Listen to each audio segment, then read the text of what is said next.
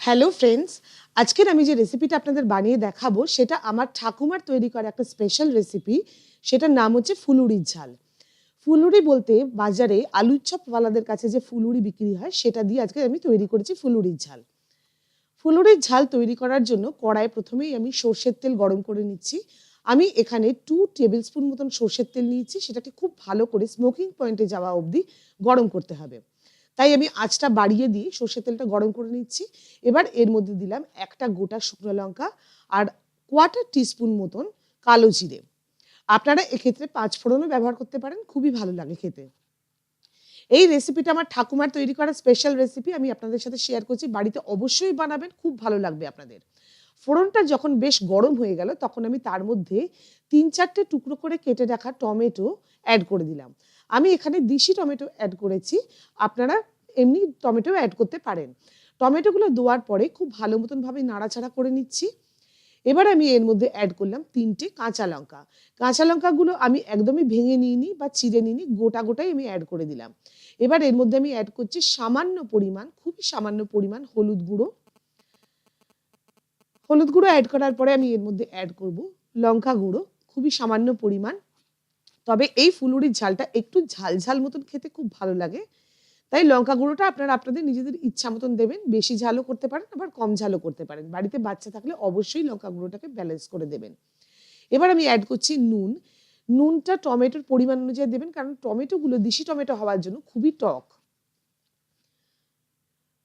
নুন অ্যাড করে দিলাম আমি এর মধ্যে। এবার আমি এর মধ্যে অ্যাড করব সামান্য ভিনিগার। ভিনিগারের জায়গায় আপনারা এর মধ্যে লেবুর রস অ্যাড করতে পারেন। যদি মনে করেন যে টমেটো অতটা টক নেই, তাহলে আরামসে আপনারা লেবুর রস বা ভিনিগার অ্যাড করতে পারেন। আমার টমেটোগুলো টক আছে, কিন্তু তাও আমি অ্যাড করলাম, কারণ আমার পার্সোনালি ট্যাঙ্গি টেস্টটা খুব ভালো লাগে খেতে। এবারে আমি এর মধ্যে একটু জল মিশিয়ে নিলাম, নিয়ে আমার আর বিশেষ কিছুই করার নেই। এবার আমি ঢাকা দিয়ে দেবো টমেটোটা গলে যাওয়া অবধি। টমেটোটাকে আমার গলাতে হবে খুব ভালো মতন ভাবে, যতক্ষণ না টমেটোটা গলবে আমি ঢাকা দিয়ে এটা রান্না করব। আজকের আমার এই রেসিপিটা যদি আপনাদের ভালো লেগে থাকে তাহলে আমার চ্যানেলটা অবশ্যই সাবস্ক্রাইব করবেন এবং রেসিপিটা লাইক এবং শেয়ার করবেন। দেখুন টমেটোগুলো অলমোস্ট গলে গেছে।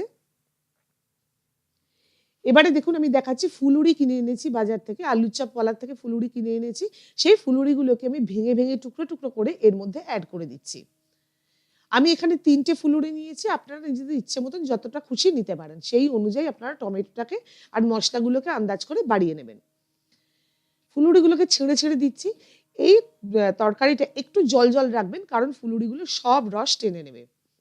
আর একদম শুকনো শুকনো হয়। গরম ভাতের সাথে এটা খেতে জাস্ট অপূর্ব লাগে। আপনারা অবশ্যই বানাবেন এবং আমাকে জানাবেন যে আপনাদের বানিয়ে বাড়ির লোকেরা কেমন বলল, তাদের কেমন লাগলো খেতে। আমার ঠাকুমার রেসিপি, তাই আমার খুব ভালো লাগবে জানতে পারলে যে আপনাদের বাড়ির লোকেরা কেমন বলল। ভালো করে মিশিয়ে নিতে হবে টমেটোর সাথে। এবার আমি এর মধ্যে একটু অ্যাড করব সামান্য পরিমাণ জল, কারণ আমি আগেই বলেছি ফুলুরি সব জলটাই টেনে নেবে।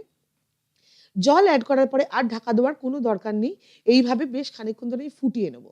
ফুটিয়ে নিলে রেডি হয়ে যাবে ফুলুরির ঝাল। গরম গরম ভাতের সাথে জাস্ট জমে যাবে। আপনারা অবশ্যই বানাবেন এবং আপনাদের ফিডব্যাক আমার সাথে অবশ্যই শেয়ার করবেন। আজ পর্যন্ত তাহলে এইটুকুই থাক। আবার দেখা হবে অন্য কোনো দিন নতুন একটা রেসিপি নিয়ে। ততক্ষণ খুব ভালো থাকবেন। ধন্যবাদ।